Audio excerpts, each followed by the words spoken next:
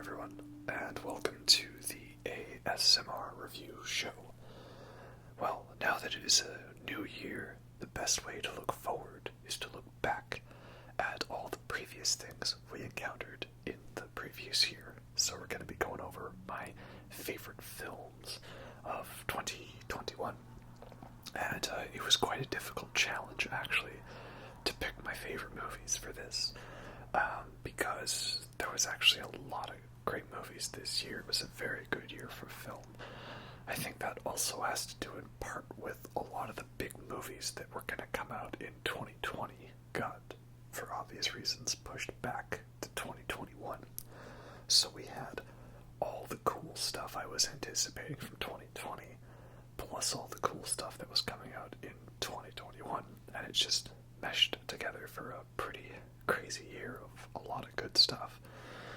For this, I'm drinking, if you watched my gift haul video, this is another one of the beers I got as a gift, King Goblin Imperial Ruby beer. You know, because number one on this list is going to be crowned the King and King Goblin, and this is just what I had in my fridge. A nice, strong Imperial Ruby red style of beer, so that's a good one. Now, of course, before we begin, there's the caveats to talk about. One being that Top Gun 2 is not on this list, and that is because it didn't come out, right? Obviously, if that movie had come out in 2021, it would have been number one on my list and on everybody's list, because as we all know, it's not that that movie is just being delayed because the studio wants to make lots of money off of it, because every other big blockbuster came out on its intended release date and made lots of money, some even breaking $1 billion already and huge opening weekends, so that wasn't the reason. No, it was because Top Gun 2 is clearly going to be the greatest cinematic masterpiece of all time, it being a sequel to the original cinematic masterpiece, Top Gun. Therefore, that movie has to be released at the exact perfect time when it has simmered for enough. They're just getting us hyped for this greatest movie of all time. Sorry, I almost said that seriously. Look, I like original Top Gun. It's fun. I grew up with it. It's one of my favorite fun movies, but I'm not going to act like it's a masterpiece.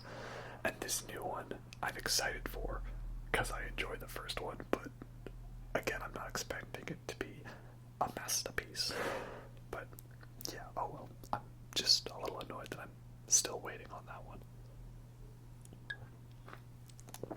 And also, I have not seen every movie that came out last year, because I'm not a professional critic. I don't get invited to screenings.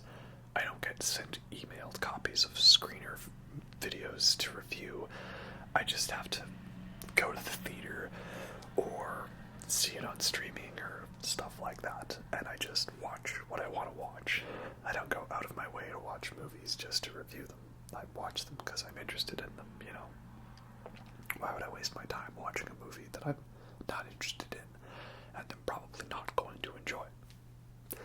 So,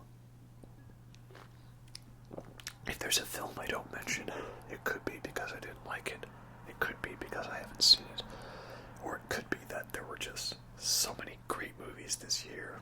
Before we get into it, I want to give one honorable mention, because, you know, there were so many great films this year, and it was hard just narrowing it down to my top few to actually pick.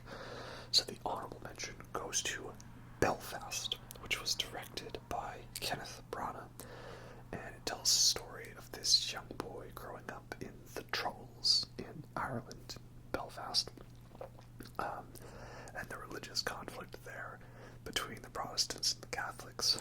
And it's such a great movie. It's great acting from everybody. It's well told and well shot, and it's weird to think of a black and white movie as being beautifully shot, you know, because there's no color, but it really is in this movie. And the only reason why it's not higher up on the list itself as an honorable mention Just because there's just so many other great movies that came out this year. Like, I was actually surprised how many I had to leave off the top spots because of it. So that's just how it is, right?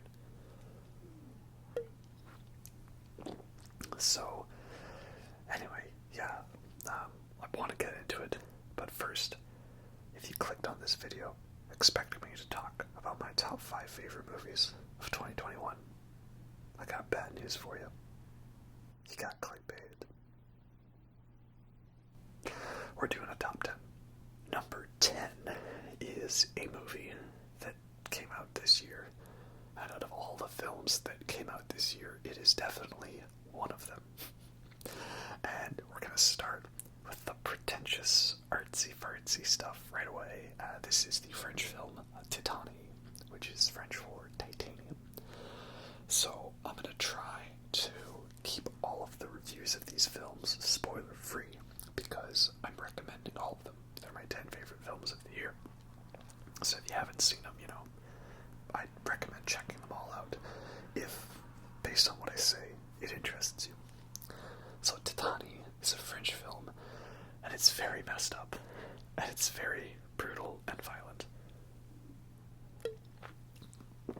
Yet in the end, it is ultimately quite a wholesome film about family.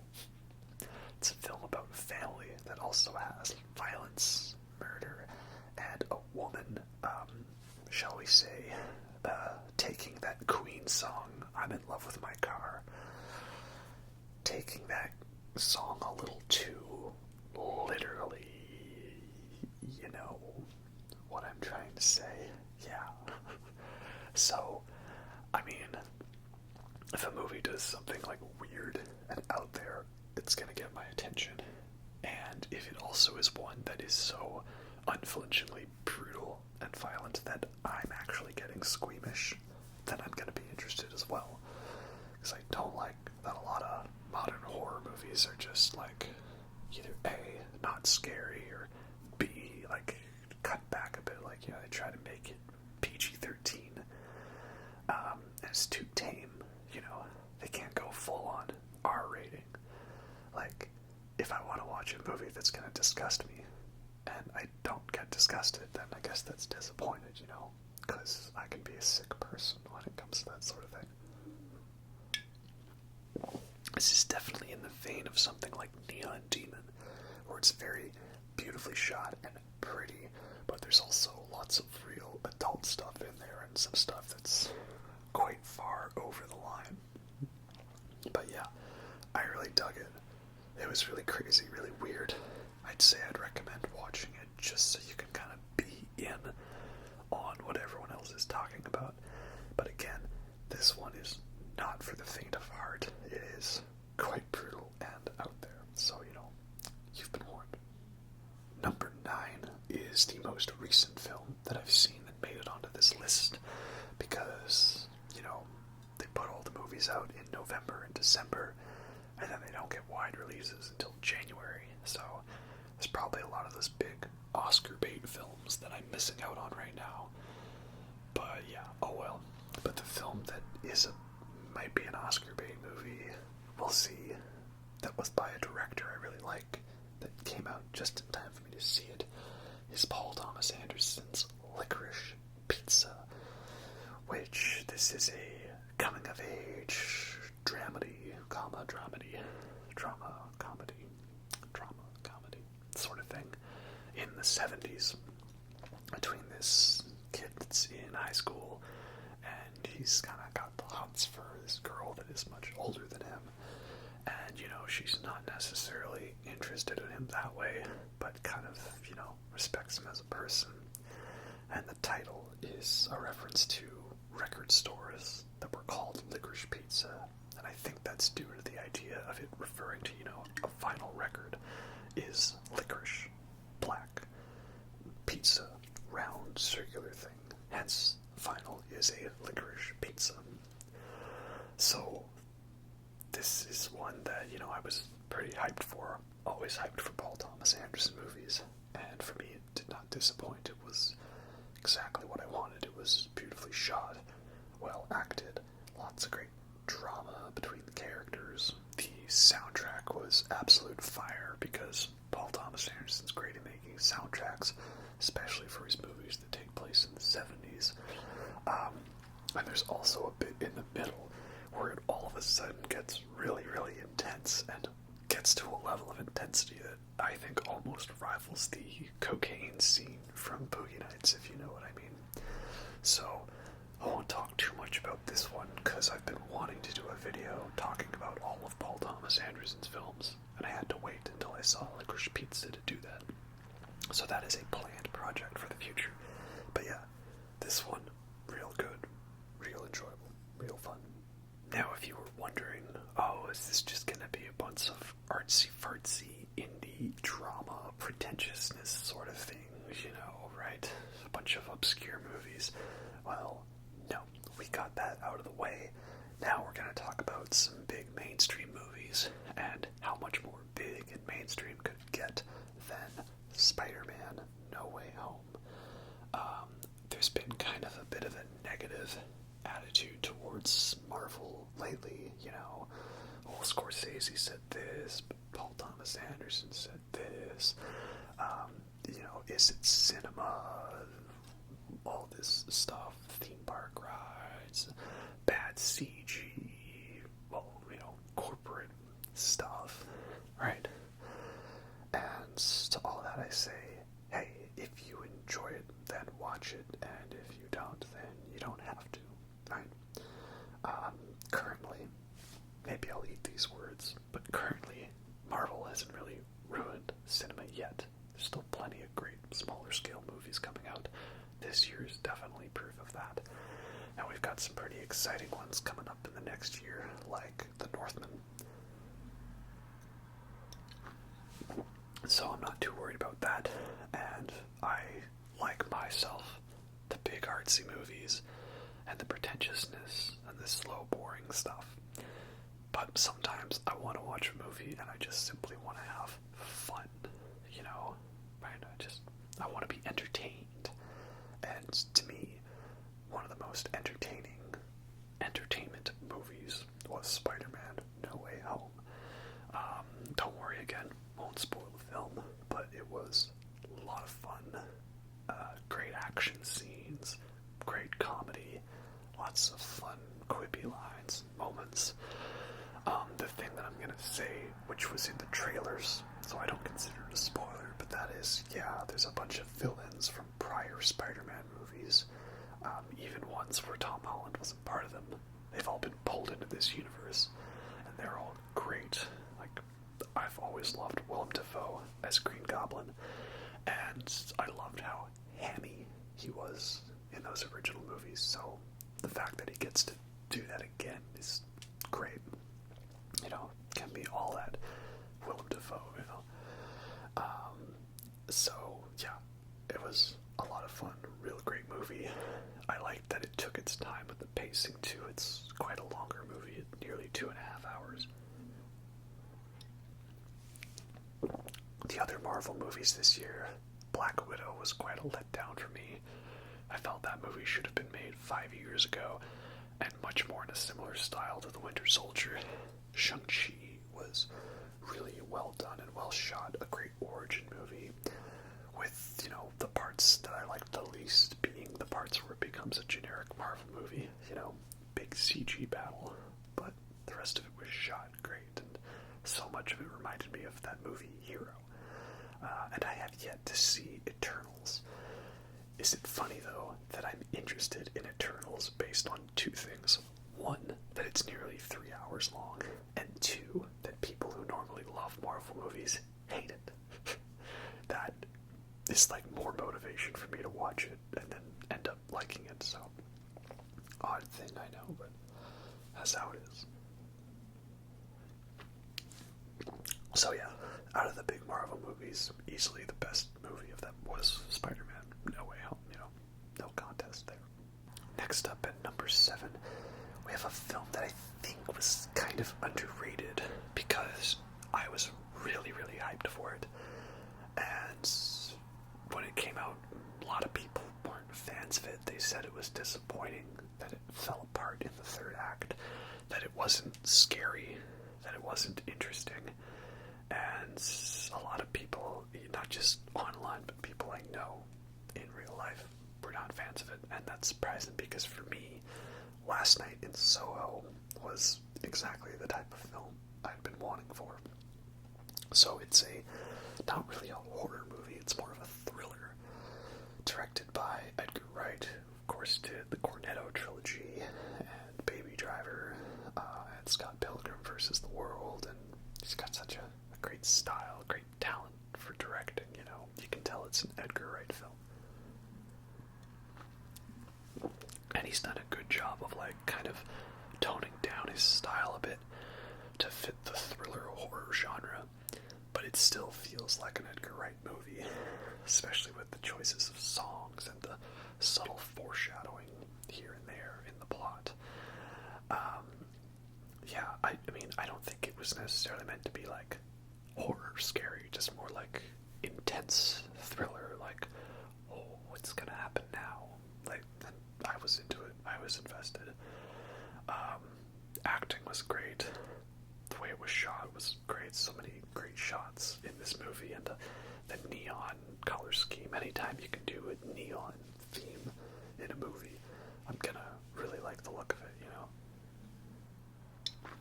know.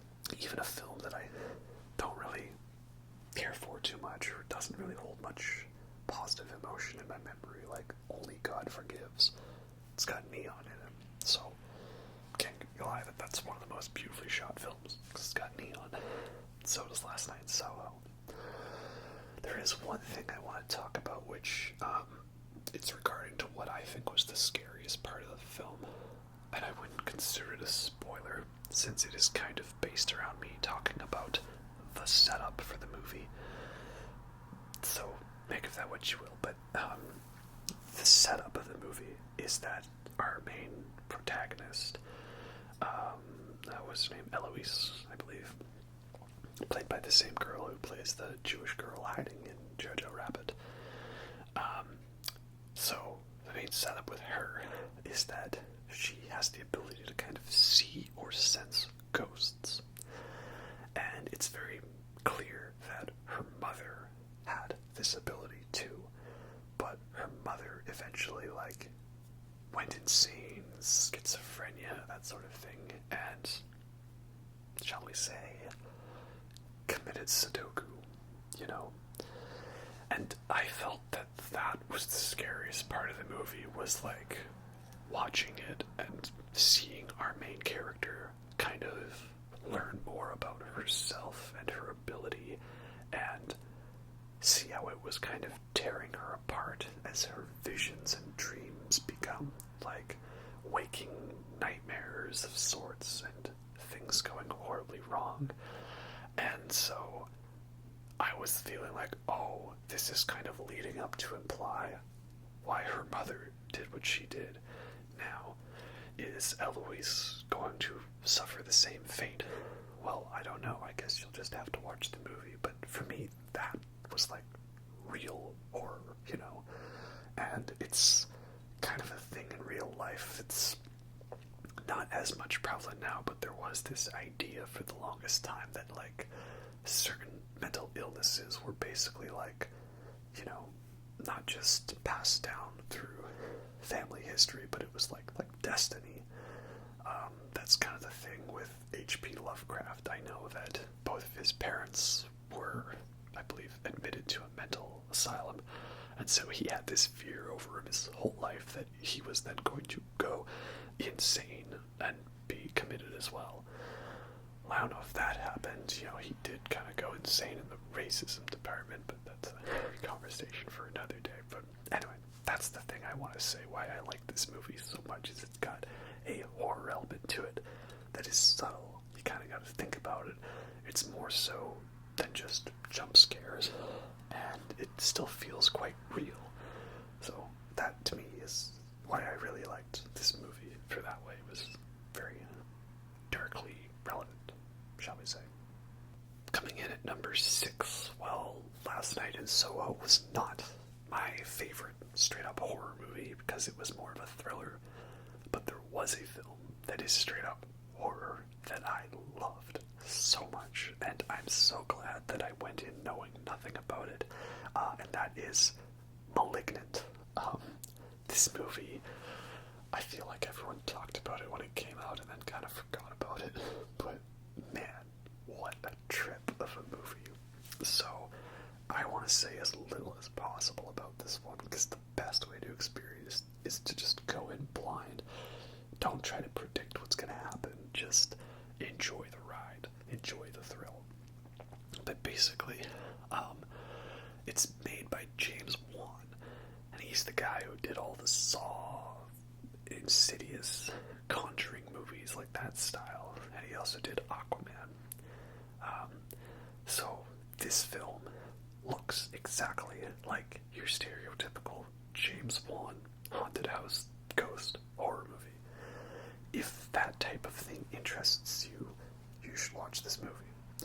If that type of thing does not interest you, you should still watch this movie. And pay attention to how everything almost feels like too over-the-top comical.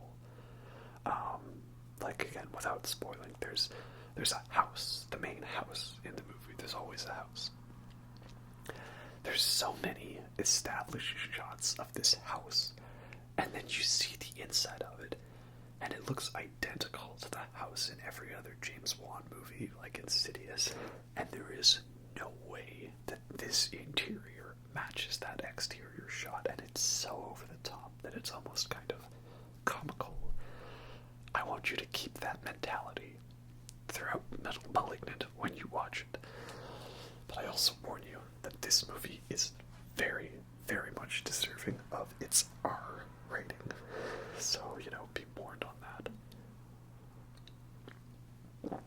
Yeah, I watched this movie thinking it was a generic haunting ghost movie, and it becomes so much more than that in all the right way. And again, I won't say it because it's a spoiler, but let me put it this way. There is a film franchise that had a recent entry come out that year into this franchise, and I feel that Malignant did a better job at being an entry in that franchise than that franchise's actual entry this year did. But I won't say what it is, because that's a spoiler. I think you can figure out what I'm talking about, though. Yeah, it's a crazy movie. You just gotta see it to believe it. Alright, now we're getting into the top 5. The real reason you're here. Number 5 is a movie that I thought I might need to rewatch to appreciate more. But actually just thinking about it and rewatching the trailer made me love it. But I know it wasn't going to be one for everyone, and this is Guillermo del Toro's Nightmare Alley. Guillermo del Toro, of course, great director who we must always credit as a visionary director. He was, of course, best well known lately for Shape of Water, which won Best Picture and Best Director, and so I was very hyped for this movie, because it looked exactly like the type of Del Toro movie I wanted to see.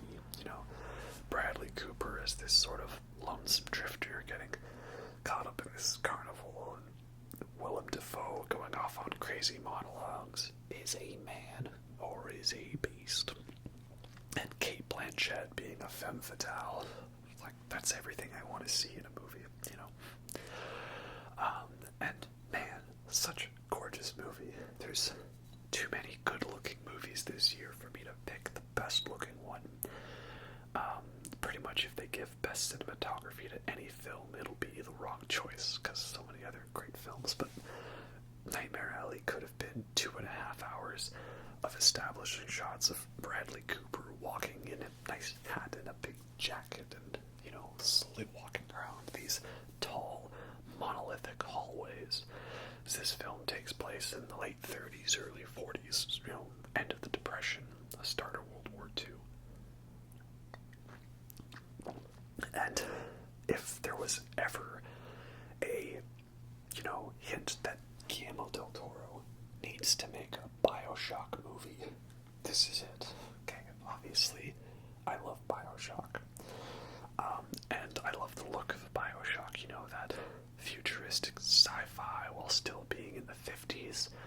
this movie kind of has that to an extent. There's technology that's like big and bulky and awkward with lots of sparking electricity, and I just love the detail to it so much. And I also feel it's best to go into this movie not knowing where it's gonna go, though I know that not everyone liked this one. It is quite a slow movie.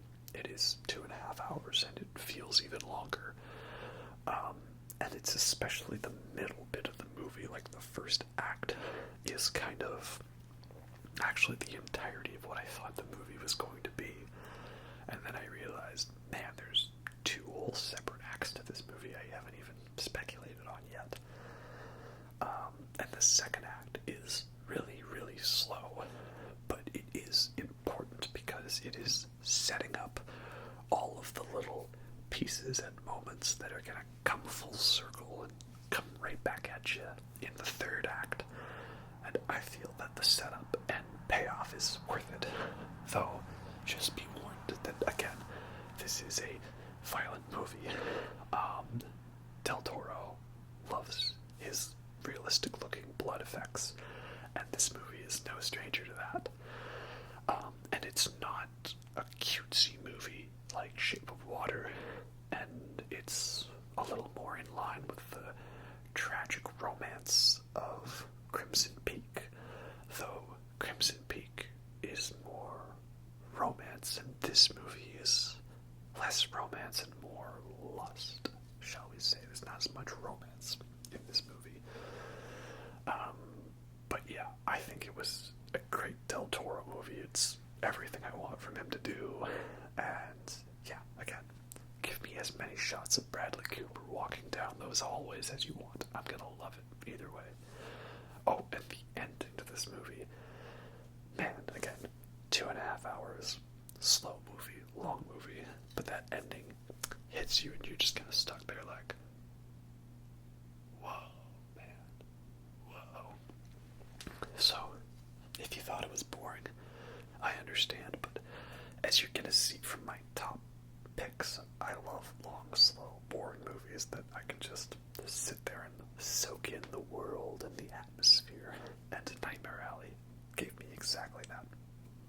Alright, coming up at number 4, we have a movie that is probably going to get incredibly snubbed for all of the awards, even though it should. And that is a movie that no one really went to see, and there was a lot of controversy behind it, and I was worried, am I gonna like it? And I ended up loving it, and that is The Last Duel by Ridley Scott. So he had 2 movies this year, Last Duel and House of Gucci. I thought House of Gucci was pretty good. I thought Lady Gaga was great in it, a lot of great acting in it. Some people have had issues with the accents and the caricatures in that film. I kind of felt it was, intentionally over the top and showy, like a fashion show. But, that's my opinion on that, and I'm not Italian, so I don't know if I can speak well on that issue. House of Gucci was good, but Last Duel was phenomenal. So this is, well, here's the thing. The way that this story is told, like, think about the way films are told, right? Like, typically in a usual movie, it's told, everything's in order, right? Like Shang-Chi or, right, Black Widow, right? Everything moves in chronological order. Then you got a movie like Pulp Fiction, where there's some bits that are out of place, and particularly like the middle of the story is taken out and it's put at the end. Or like, Batman Begins, it's kind of told out of order through the first bit. The way that Last Duel is told is something that I did not know going into the movie. And I think I benefited from not knowing how it was told. But this is something that literally every reviewer in every video about this movie just straight up says right away, like, the movie is told like this. And I think that's quite a big spoiler. anticipating certain things, whereas me watching this movie in the theater, not knowing that, I was wondering, how is this gonna go? So I'm not gonna say the thing. There's a movie that everybody compares this story to. And if you've seen any other video, you know what the movie is. I'm not gonna say it. And also, I'm not gonna reference the historical event, because some people talk about, well, this is based on a true story, and the actual history was like this. And again, that's a spoiler. I like going into historical films not knowing what happened, so I can watch the movie, experience it, and then I can go online later and see all the people typing, well, this detail is actually like this, and they forgot to include this. So, somebody else will do that work for me. But yes, all that aside, this movie's fantastic. Had me on the edge of my seat. So beautifully shot, really makes me wish Ridley Scott would maybe show up and help direct some of the episodes of The Witcher. He's got such a great medieval style. I know he's done many medieval films that I actually haven't seen. I haven't seen Gladiator, and I haven't seen Kingdom of Heaven. They're all both quite long movies, so I need to really be in the mood for it. And it's annoying that Disney Plus doesn't have the director's cut of Kingdom of Heaven on it. And I know that that's the one thing everyone talks about Kingdom of Heaven is watch the director's cut. It's like one of the biggest examples of director's cut is better than the original. So yeah, I need to watch Kingdom of Heaven and Gladiator. But I love Ridley Scott. I think he's an underappreciated director. For his style and stuff. Yeah, everyone knows Alien and Blade Runner, but so much more than that. I think it's interesting as well how he can do what I refer to as JJ pacing, but make it work. What I mean by that is J.J. Abrams, of course, a lot of his movies, they're always very fast-paced and everything's moving. There's very little downtime. There's always something happening, right? I think Force Awakens, there's always something happening, right? Which is good, but also not good. Ridley Scott does that same thing with Last Duel, but somehow it works. Even if they're like cutting away from the middle of a fight scene to the aftermath, it flows very well. Again, even though it's a 2.5-hour movie. And the titular Last Duel in this movie, oh man, so good. Totally worth the build-up, because we had to establish everything leading up to this fight. So you're just on your seat going, oh man, I can't wait to see what happens. I thought it was going to be odd with Matt Damon and Ben Affleck in this movie. Such recognizable actor faces with very odd choices of makeup and hair. And yeah, they actually surprisingly work as well. And I think casting those guys in their roles works because of who their characters end up being and what they do. Like, it works to have Matt Damon as that type of character. It works to have Ben Affleck as that character. Of course, Adam Driver's great. Dude's a beast. But the real star, of course, is Jodie Comer. That's how you say it, Jodie Comer, right? Not Comey, Comer. She's great.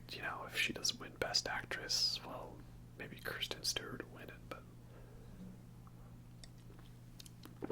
she's great. And at the heart of it, this is her movie and her story. The only problem is I feel this movie's gonna go down as basically being too woke for the people that hate that kind of thing, and not woke enough for certain scenes and certain things. It's kind of right in the middle there, which is unfortunate. So I'm gonna do my best to remember this movie and how great it is. Hopefully more people come around to it in that way. Alright, number 3 is a long-awaited sequel, the 4th installment of a franchise that hasn't had an installment for quite a while, and there was a lot of speculation like, how would this movie go? What would happen in it, you know? Did we need a fourth one? Right? And of course, this is Matrix Resurrections. Yeah, I'm just kidding. I have things to say. I'll make a Matrix review of all the Matrix movies, but no. It's Evangelion 3.0 plus 1.0, Thrice Upon a Time. I love Evangelion, especially the end of Evangelion. Amazing movie. Such visionary in that, so many amazing shots. And, you know, it's slow and pretentious, and it could mean anything, it could mean nothing. That's exactly what I like.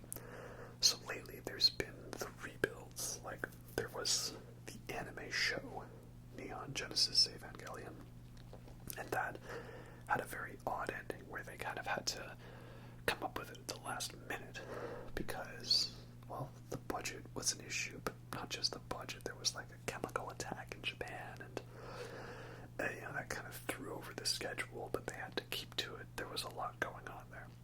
So then they came out with the movie End of Evangelion, which was like the real last 2 episodes of the show, but done differently. And then there came the rebuilds. They started off as seeming pretty similar to just being a more streamlined remake of the show. These were individual little movies, right?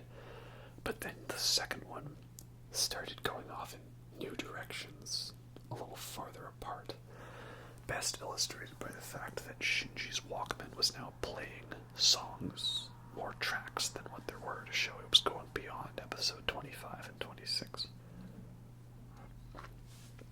And then we got to the third rebuild, 3.0, which just went completely off the rails from the original story into really weird new stuff. And a lot of people, myself included, were kind of thrown off by it. It was a very odd film.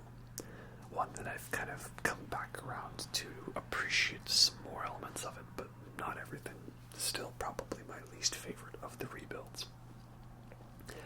And then the hype was all around for Eva 4.0, the fourth rebuild. But the delay just kept getting longer and longer. And then the main guy, Hideaki Anno, he went to work on Shin Godzilla, Gojira. And so it was kind of like, is this movie ever going to be made? Should it be made? Is it worth the wait? And then they were saying, oh yeah, it's coming out. And then they delayed it because of reasons.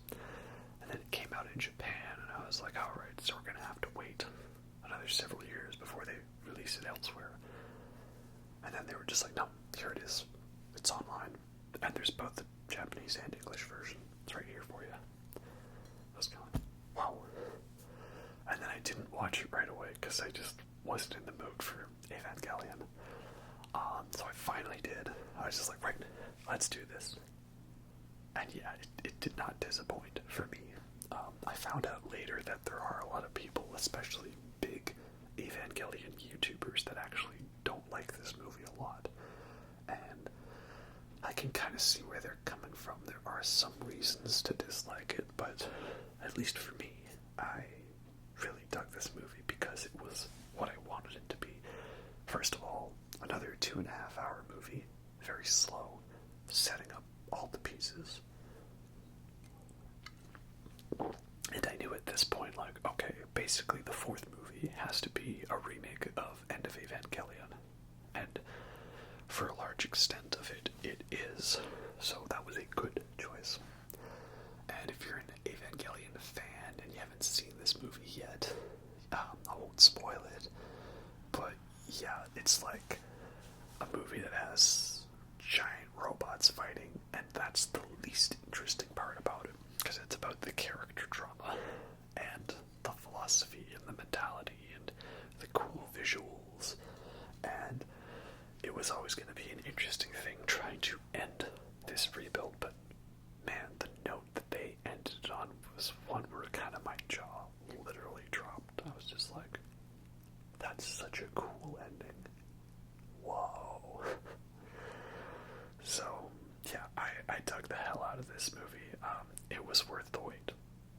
Alright, the top two. Now, these movies are basically at the same level for me. I kind of already knew going in that unless something really came out of the blue, that these would be the top two movies. Evangelion came pretty close. But yeah, these were always going to be the top two. They're basically a tie for number one. But for list purposes, you gotta put a second and a number one. So, number two is the one that will surprise absolutely no one. It's Dune 2021, the Denis Villeneuve movie, Dune Part 1. I've already ranted about this film for 2 other videos. I gave it its own review. I talked about it in a video reviewing all of Denis Villeneuve's films, the director of this one. And yeah, it's like exactly what I wanted for reasons I've very well detailed. Science fiction, of course I'm gonna love that. Outer space, a remake of a movie I enjoyed even if it wasn't good. The A4 David Lynch Dune. Great visual effects, great world, pretty much world building that for me rivals Lord of the Rings. I'm really excited for the intro of this film to become as memorable as the intro to Fellowship. Yeah, everything I love. And the whole it being part one and incomplete, well, no, I don't agree with that. Everyone says, well, this is like Fellowship, but it's only 1/3 of Fellowship, already 1/3 of a trilogy. No, this is Godfather Part 1. Godfather Part 1 is the movie where, a innocent person gets wrapped up in his father's business, has to take up the mantle as the leader, and ultimately realizes it is his destiny to potentially become a bad person. That's Godfather Part 1. That's Dune Part 1. Godfather Part 2 was seeing how this person ran their father's business and how they eventually went down a path of no redemption. That's what I'm really hoping Dune Part 2 is. So no, for me, while yes, I can't wait to see more Dune, and I want more, I still think Dune Part 1 is a complete film. Just one that doesn't adhere to standard blockbuster stuff, where the big scene with all the explosions and missiles going off is at the end, and the small little fight scene with 2 people trying to shiv each other is in the middle. Dune was like, nah, let's swap that around. So yeah, of course, I'm gonna love the big epic sci-fi film. So of the 2 genres I love the most, there is science fiction and fantasy. Big science fiction film for me was Dune.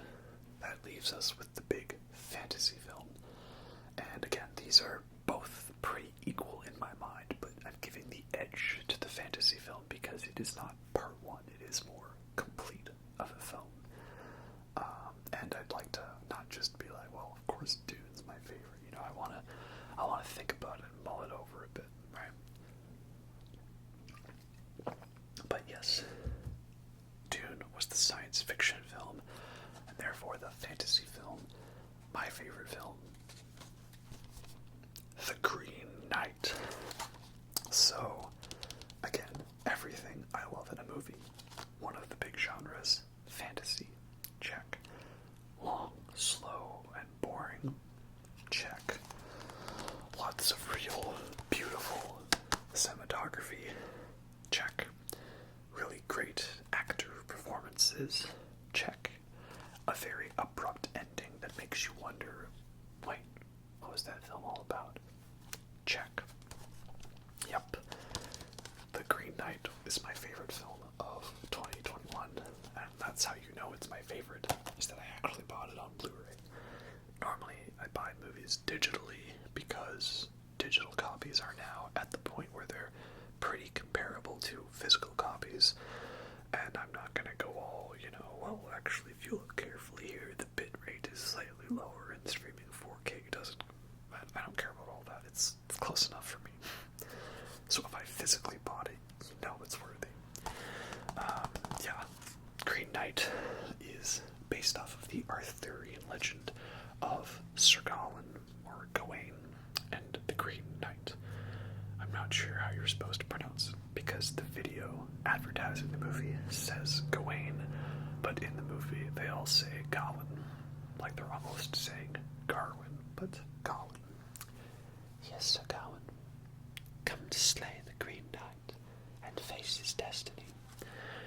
So it's based off of that legend, but it's also like slow and trippy and druggy and weird and magical, like a proper Arthurian legend adaptation should be. And all the knights are wearing pentacles to represent the 5 virtues, so that's cool. And all of that typical Arthurian fanfare, like Excalibur and Merlin, all that stuff. It's not really in the foreground, it's all background detail. So, yeah, a lot of great stuff in this movie. There's a talking fox, probably the best talking fox performance in a movie since Lars von Trier's Antichrist. So that's good. And yeah, it's like a movie basically tailor-made for everything I like in movies. So if you thought this one was boring, if you were hoping for more action scenes, if you didn't care for it, like, I get it, I understand. I don't agree with you, but I understand. Also, it's great because now I no longer have to say Eyes Wide Shut is my favorite Christmas movie. I can say The Green Knight is, because it is a Christmas movie. And I watched it on Christmas Day. That was quite fun. It made for a great double feature with White Christmas. And another favorite detail of this film, one that I can't go into because it's a bit of a spoiler and it's kind of an adult topic, but when two people really like each other and they engage in certain activities, shall we say, you ever notice how in movies they never really show the aftermath of what would happen, the cleanup, shall we say. Movies never really go over that part of that activity. And I remember in the theater thinking, yeah, movies never really show that, do they? They just kind of gloss over it. And then this movie actually did show the aftermath, shall we say, in a shot that very much reminded me of a very infamous shot from Evangelion, shall we say. So yeah, it also gets points for that, for kind of really subverting my expectations on that account. But yeah, The Green Knight's my favorite movie of 2021. Loved everything about it, and just gets better the more I think about it, the more I watch it, and really, that is what makes a good movie great, is that you remember it fondly, and that it improves in your mind. Not one you have to think about and kind of justify more, and like looking back over my list, like pretty much all of these ones are ones where I saw them, I loved them, and then the more I thought about it and remembered, it gave me good memories, and that's what makes a good film to me. That I can reference, that I can think about, that I can live spiritually in the mind of. So yeah, there's my top 5 secret top 10 movies of 2021. There are so many that I still haven't seen. I find usually in a film, as of late, it's been alternating, like 2015, so many great movies, Mad Max Fury Road, The Revenant, The Martian, just to name a few. 2016, still some pretty good stuff, but a little lesser, La La Land, Arrival, Moonlight. 2017, another great year, Blade Runner 2049, Dunkirk, Shape of Water, Lady Bird. 2018, a little bit of a step down, not as many great ones. Annihilation, Hereditary, Upgrade. 2019, another really, really good year for film. The Lighthouse, Midsommar, A Hidden Life, Once Upon a Time in Hollywood. So many great ones. 2020, well, nothing really came out, you know. Promising Young Woman, Tenets. 2021, though, really great year again. So if there's a film that I haven't talked about, maybe write it in the comments and let me know, and then maybe if it's one I haven't seen, I could check it out. Or if it's one I didn't enjoy, well, hey, I maybe just didn't care for it. There's no film that I've seen that I've hated, but again, I try to avoid bad movies or ones that I'm not going to enjoy because, you know, that's just, I don't have to. And it was good to be back at the theaters seeing movies, you know, and it was nice because they keep you spaced out, you know. I can go to the theater and no one has to sit next to me, and I could have my own space and my own elbow room. That's great, because nothing more infuriates me than being at a theater with not too many people in it and picking your seats where there's no one around you, and then someone else comes along and looks at the seat map and is like, oh my god, that spot right next to that one random person, that is the perfect spot. That's the one I've been looking for my whole life. Sorry, odd thing to end this video on, but I don't like it when there's a near empty theater and someone picks the seat right next to me. Like, are you trying to make friends? Do you not want to just spread out a little? You know, it's like an odd thing to complain about. I know. There's lots of good stuff on streaming. Also, I still haven't seen Zack Snyder's Justice League yet. I haven't really been a fan of the DC movies in this new universe. I think the only one I can say that I enjoyed all of it was Aquaman. Didn't care for Man of Steel. Really didn't like Batman v Superman: Dawn of Justice. The first 2/3 of Wonder Woman were good. And 2017's Joss Whedon Justice League is one of the movies of all time. So, for them to say, hey, do you want to see a 4-hour version of the movie that, yes, will have more plot developed, but will also still have the exact same look to it, and that same overly low-res, overly sparkly, flashy CG to it, you know what? No, I'm not totally down with that. I think I'll go watch Dune again. Sorry. So, yeah. Maybe it's good. Maybe it's good, but, you know, 4 hours, quite a commitment. Anyway, that's all I got for this one.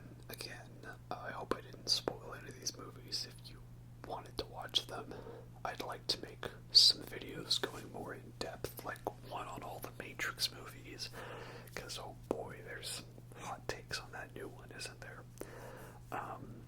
And Paul Thomas Anderson, of course, a couple other new directors. It'd be nice to do films on them.